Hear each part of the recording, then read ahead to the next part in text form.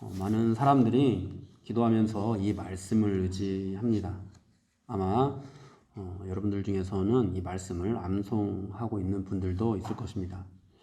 구하라 그리하면 주실 것이요, 찾으라 그리하면 찾아낼 것이요, 문을 두드리라 그리하면 너희에게 열릴 것이니 구하는 이마다 받을 것이요, 찾는 이는 찾아낼 것이요, 두드리는 이에게는 열릴 것이니라.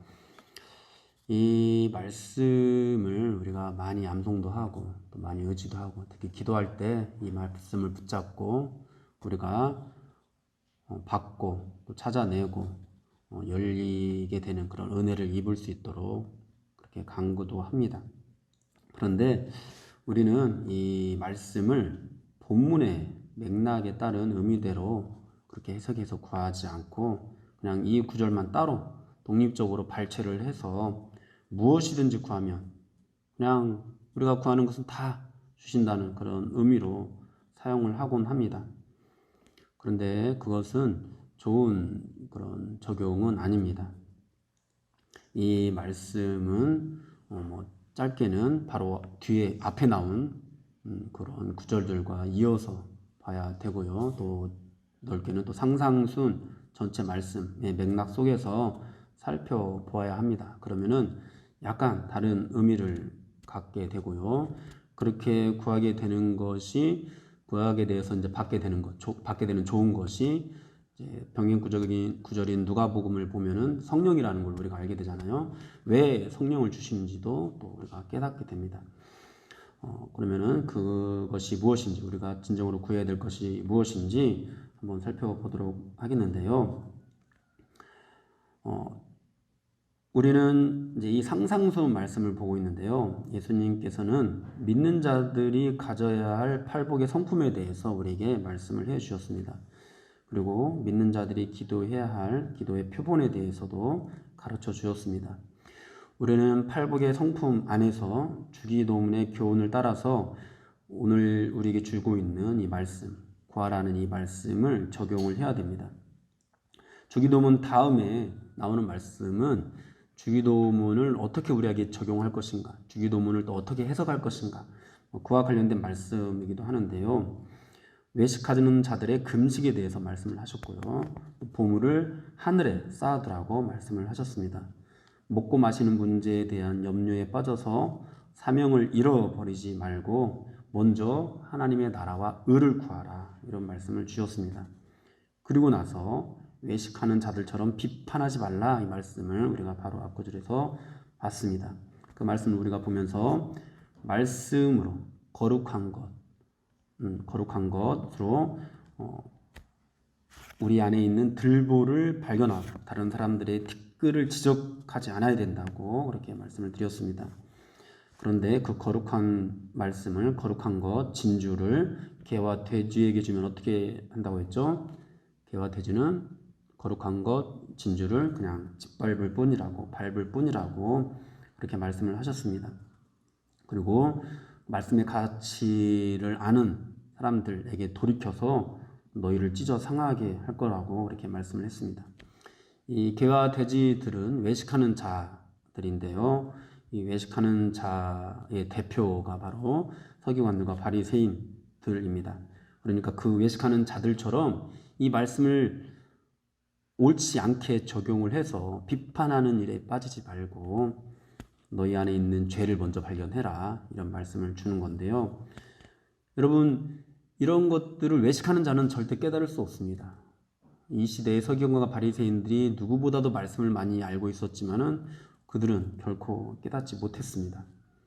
그래서 구해야 되는 겁니다. 그 모든 것들을 깨달을 수 있게 해달라고, 그 가치를 알 수 있게 해달라고, 그 말씀을 볼 수 있는 그 빛, 우리가 그것을 분명히 볼 수 있는 그 빛을 우리에게 비추어 달라고 우리가 구해야 하는 겁니다. 성령의 지혜를 구해야 되고, 하나님의 나라와 의를 구할 수 있는 믿음을 구해야 되고, 하늘의 보물을 쌓을 수 있도록 해달라고 그런 지혜를 구해야 합니다. 그것을 구하면 주신다는 겁니다. 그런 진리의 말씀을 찾고 찾으면 찾아낼 것이라고 말씀을 하는 겁니다. 그렇게 말씀을 붙잡고 순종으로 나아가는 그런 문을 두드리면 우리에게 열릴 것이라고 말씀을 하는 것입니다. 사랑하는 여러분, 우리가 구하고 찾고 두드려야 할 것이 바로 이런 것들입니다. 우리의 욕심을 따라, 우리의 뜻을 따라 구하고 찾고 두드리는 것이 아니라 하나님의 소망과 하나님의 뜻을 따라서 구하고 찾고 두드려야 합니다. 그러면 구하는 이마다 받게 될 것이고, 찾는 이는 찾아낼 것이고, 두드리는 이에게는 열릴 것입니다. 그러므로 여러분, 다른 그 무엇들보다도 이 말씀을 깨달을 수 있는 지혜를 달라고, 지금 팔복을 통해서 예수님께서 우리에게 가르쳐 주신 이 진리 말씀을 진짜 우리가 깨달을 수 있는, 그래서 이 말씀으로 남들을 비판하고 정죄하는 그런 일에 빠지는 것이 아니라 내 안에 있는 들보를 발견하고 다른 사람들의 죄는 티끌처럼 여기면서 그렇게 사랑과 용서로 그 티끌을 제거할 수 있는 그런 믿음을 갖게 해달라고 우리가 기도해야 되는 겁니다. 여러분, 정말 말씀을 진짜 참되게 깨달을 때 외식하는 자들처럼 말씀을 잘못 깨달아서 그것을 자기를 자랑하고 다른 사람을 비판하고 정죄하는 데 사용하는 것이 아니라 진짜 말씀을 깨닫게 되는 것, 이것이 바로 은혜입니다. 성령으로만 우리가 얻을 수 있는 그런 은혜인데요. 여러분, 말씀을 깨달았다라는 것 여러 가지로 설명을 할 수 있겠습니다만은 우리는 매주 설교를 듣습니다. 우리만 듣는 것이 아니라 세계 모든 교회 안에 있는 사람들이 각각의 교회에서 설교를 듣습니다. 다른 교회를 다니면은 다른 메시지를 듣기는 하겠지만은 그래도 본문은 똑같이 다 성경입니다. 그리고 그 설교를 그 교회 다니는 사람은 어쨌든 동일한 또 설교를 또 듣게 됩니다. 그런데 이제 대부분의 사람들이 말씀을 듣고 정말 은혜 받았다, 깨달았다 이렇게 하면서 돌아가는데요. 그런데 정말로 모든 사람들이 말씀을 깨달은 것일까요? 우리도 말씀을 깨달았다고 하지만은 정말로 우리가 말씀을 깨달은 것일까요? 많은 사람들이 말씀을 듣고 깨달았다라고 생각을 하는데, 그런데 여러분, 이 말씀을 깨달았다는 그런 사람들 중에서 어떤 사람들은 나의 어떠함에 대해서만 깨닫고 돌아갑니다. 내가 이렇게 하면은 복을 받을 수 있겠구나. 내가 좀 더 믿음으로 기도하면 응답해 주시겠구나. 내가 더 열심히 봉사해야 되겠구나. 내가 더 열심히 신앙생활 해야 되겠구나.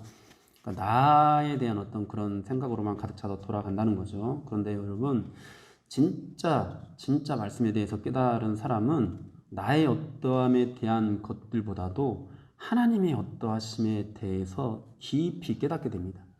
그러니까 내가 이렇게 하면 복을 받겠구나, 이런 생각이 나를 지배하지 않아요. 하나님이 이런 분이구나.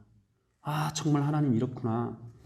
이런 것, 하나님의 사랑이 얼마나 크고 위대한지, 하나님이 얼마나 거룩하시는지, 얼마나 죄를 미워하시는지, 우리를 향한 하나님의 뜻과 계획이 어떤 것인지, 그리고 하나님께서 우리 안에 있는 이 죄를 또 어떻게 다루시는지, 이런 것들을 깨닫게 되는 거죠. 내가 어떻게 하면 하나님의 사랑을 받을 수 있을지, 이런 것들만 깨닫는 것이 아니라 하나님께서 온 우주와 온 인류를 얼마나 사랑하시는지를 깨닫게 되는 것입니다. 하나님께서 우리에게 복 주시기를 원하시지만 우리의 죄는 반드시 심판하신다는 사실을 깨닫고 그 사실 앞에서도 내 죄를 이렇게 하나님께서 다루시는구나, 이렇게 미워하시는구나, 이렇게 징계하시는구나, 이것을 깨달으면서도 감동의 눈물을 흘립니다. 나에게 이익을 주는 하나님만 사랑하는 것이 아니라 거룩하신 하나님을 사랑하게 되기 때문에 정말 하나님 그렇구나, 그 사실만 깨달아도 정말 눈물이 줄줄 흘러내립니다.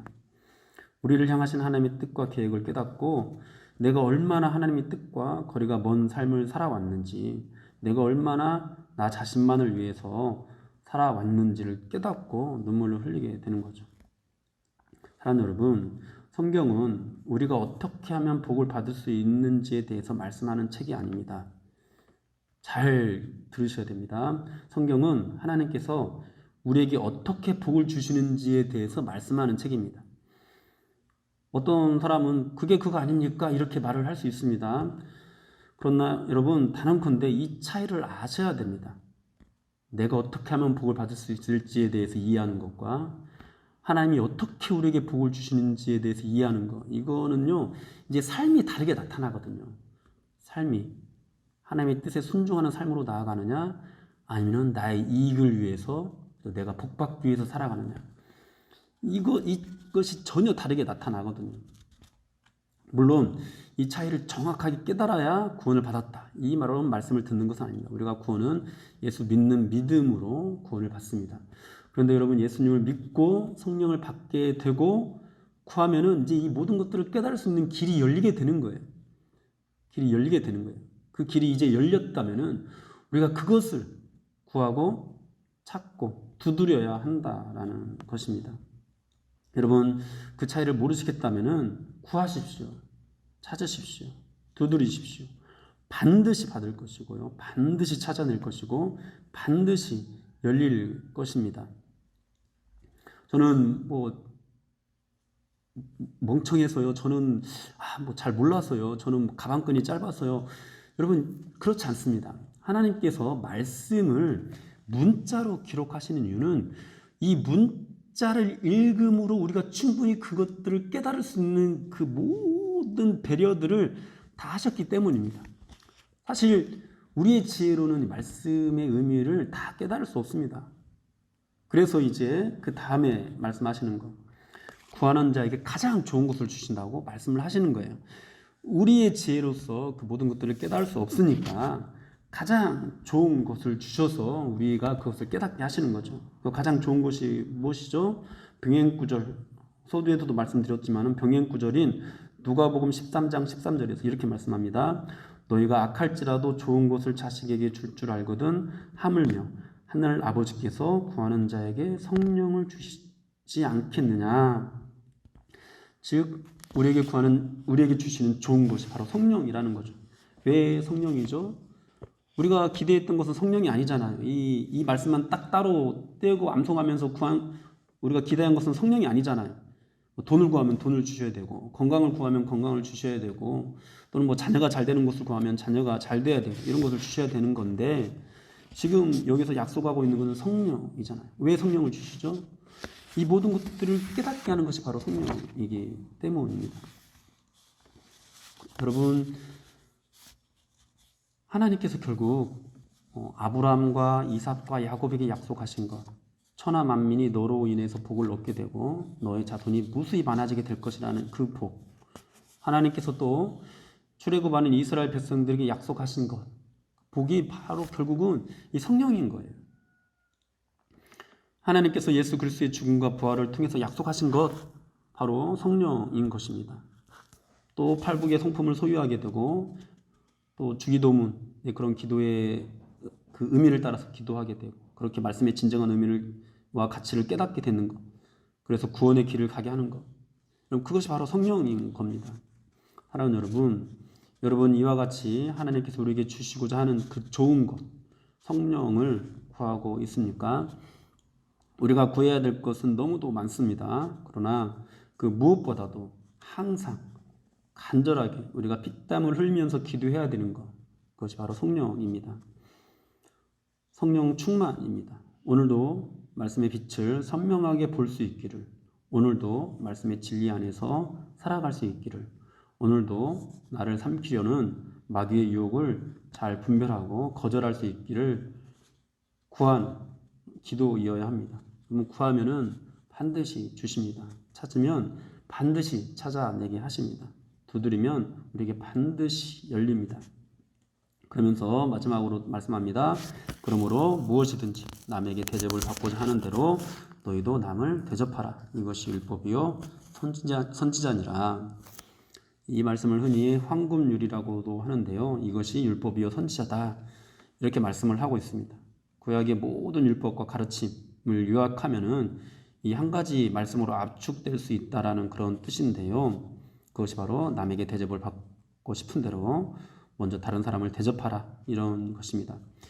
이렇게 말씀하면 좀 애매한데 더 구체적으로 이것이 온 율법과 선지자의 강령이니라 이렇게 말씀하면서 구체적으로 우리에게 가르쳐 주신 구절이 있습니다.